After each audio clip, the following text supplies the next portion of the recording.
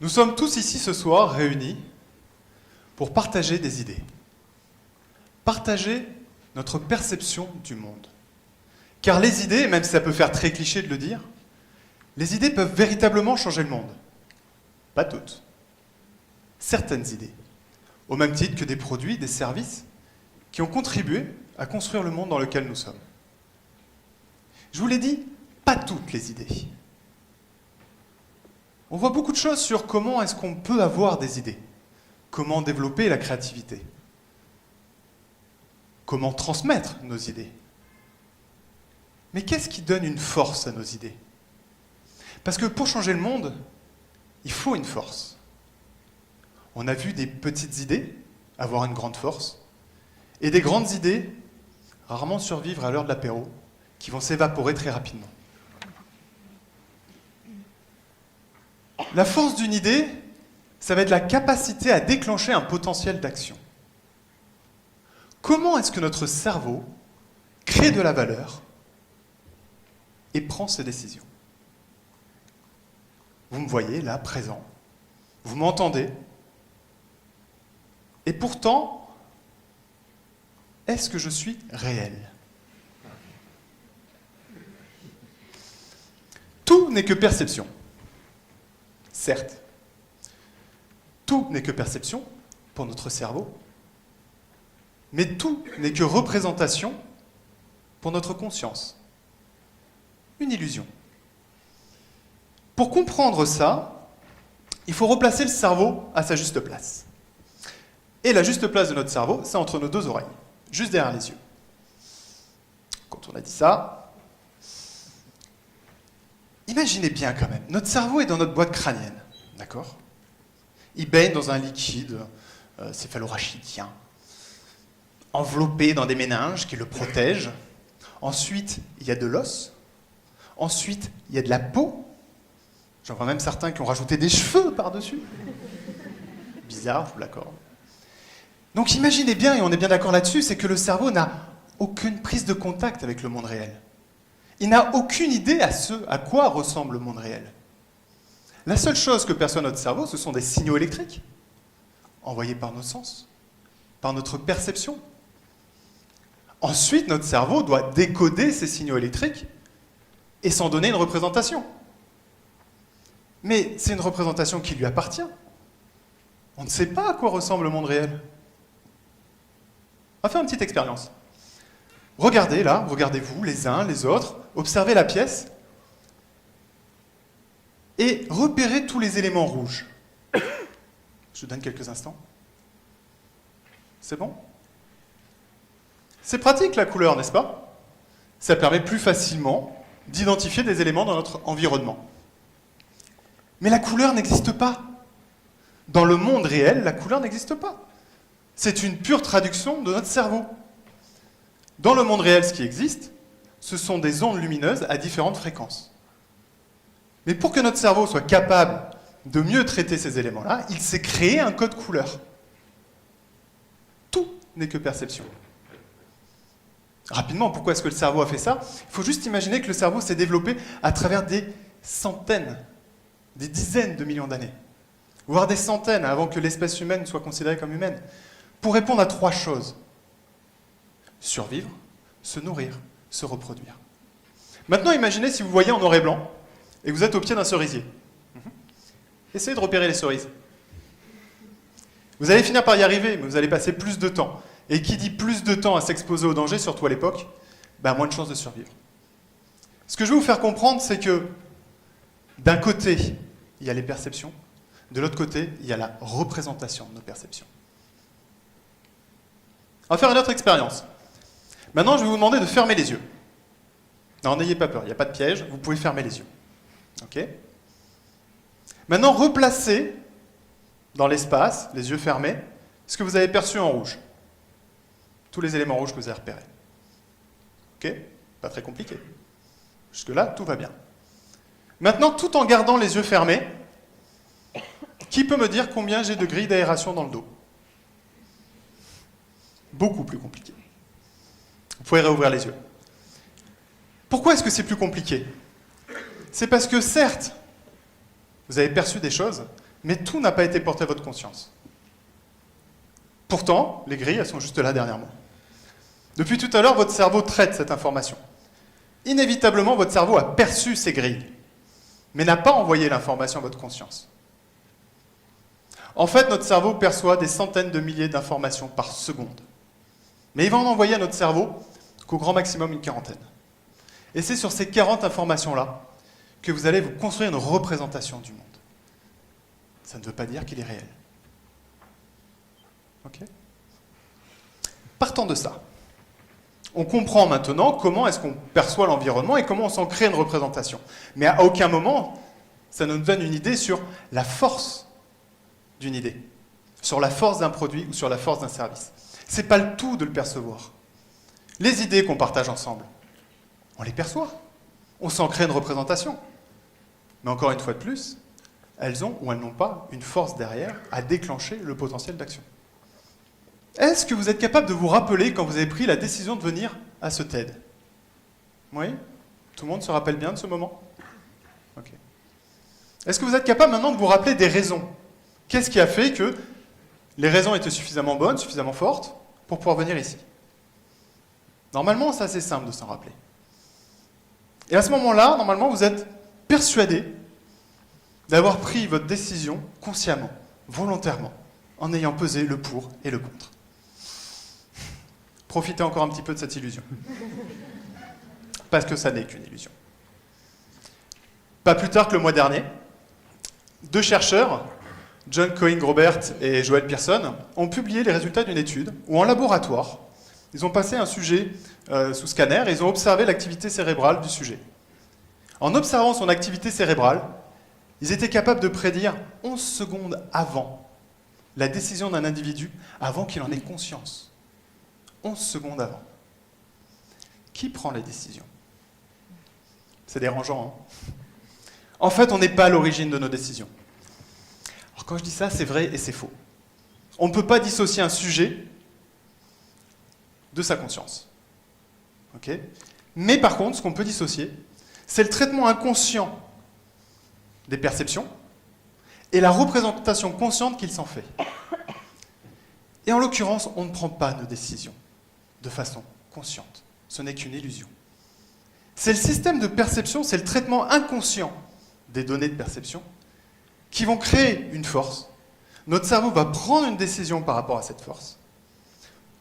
Il envoie ça à la conscience, et la conscience va ensuite rationaliser la décision de notre cerveau, tout en ayant l'illusion d'être à l'origine de sa décision. Ce qui est important de comprendre là-dedans, c'est que, du coup, ce n'est pas en argumentant, ce n'est pas en étant logique qu'on arrive à amener la force d'une décision. On le voit bien, si on était rationnel, il n'y aurait pas de fumeur à la sortie des Biocop. Le fumeur a toujours toutes les bonnes raisons de fumer et de se dire « Non, mais il faut que j'arrête. Demain, j'arrête. Non, je te promets, demain, j'arrête. » Le fumeur fume pour se détendre ou pour se donner du courage. Il rationalise les décisions de son cerveau. Et ce qui est paradoxal, c'est que, en rationalisant, il n'est pas forcément rationnel. Et vous pourrez mettre toute l'énergie que vous voulez à déployer une idée sur sa logique, sur son bien fondé, sur sa raison. C'est pas pour autant que vous lui donnerez de la force. Maintenant, qu'est-ce qui donne de la force à une idée? Eh bien, c'est pas dans l'illusion consciente qu'on a. C'est pas dans la logique, c'est pas dans la raison. C'est dans nos perceptions. Et c'est en modifiant le système de perception qu'on va modifier la prise de décision. Et ensuite, on laissera gentiment la conscience rationaliser cette modification et laisser croire au sujet consciemment qu'il a pris sa décision. En fait, toutes nos perceptions partent au plus profond de notre cerveau dans une zone qu'on appelle le système limbique. C'est une zone qui est importante pour beaucoup de choses. Régulation du comportement, régulation des émotions, mémorisation, etc., etc., etc. C'est vraiment une zone très importante dans le traitement de nos perceptions. Le système limbique, schématiquement, il se pose une question assez simple. Il y a le flux de perception qui arrive à lui, et à chaque flux de perception, il regarde la perception et il se dit « Est-ce que ceci est bon ou pas pour moi ?» Schématiquement, on est bien d'accord. Hein, il n'y a pas un petit bonhomme Et là, il y a deux réponses possibles. Oui ou non. Quand quelque chose n'est pas bon, que notre système limbique juge que cette perception n'est pas bonne pour nous, à ce moment-là, il va activer un circuit qu'on appelle le circuit de l'aversion. Et en gros, quand ce circuit s'active, on va produire du cortisol et potentiellement de l'adrénaline. Et on déteste le cortisol. On déteste ça. En fait, la nature, loin d'être stupide, s'est dit, mais si un individu, à chaque fois qu'il est en danger, déclenche du cortisol, moi, ce que je veux, c'est que l'individu puisse survivre, donc je n'ai pas envie qu'il aille se mettre en danger. Ou alors qu'il reste insensible au danger. Donc, je vais faire en sorte qu'il déteste le cortisol. Et il y arrive très bien. On est totalement aversif au cortisol. Et tout ce qu'on va faire dans la vie, c'est de chercher à éviter le cortisol. On va éviter de se mettre en danger. Ça produit des états émotionnels, grosso modo, en fonction du taux de production et de sa durabilité. On va passer par des états émotionnels qui vont de la grosse frayeur à la peur, à l'angoisse, à l'anxiété, aux soucis, etc., etc. Alors, je ne sais pas vous, mais moi, j'ai rarement croisé quelqu'un dans la rue, hyper flippé. Et on lui dit, ça va? Ouais, génial, j'ai hyper peur, c'est génial. Non. C'est même bizarre à mimer. On déteste ça. De l'autre côté, soyons un peu plus positifs, des fois, les choses sont bonnes pour nous. Et là, quand notre système limbique juge que quelque chose est bon pour nous, à ce moment-là, il va déclencher ce qu'on appelle le circuit de la récompense. Et le circuit de la récompense, en l'occurrence, il va déclencher principalement de la dopamine. Et on adore la dopamine. On adore ça. La nature, toujours pareil, s'est dit, mais quand quelque chose est bon pour notre survie, ça serait bien que je le motive à aller le chercher.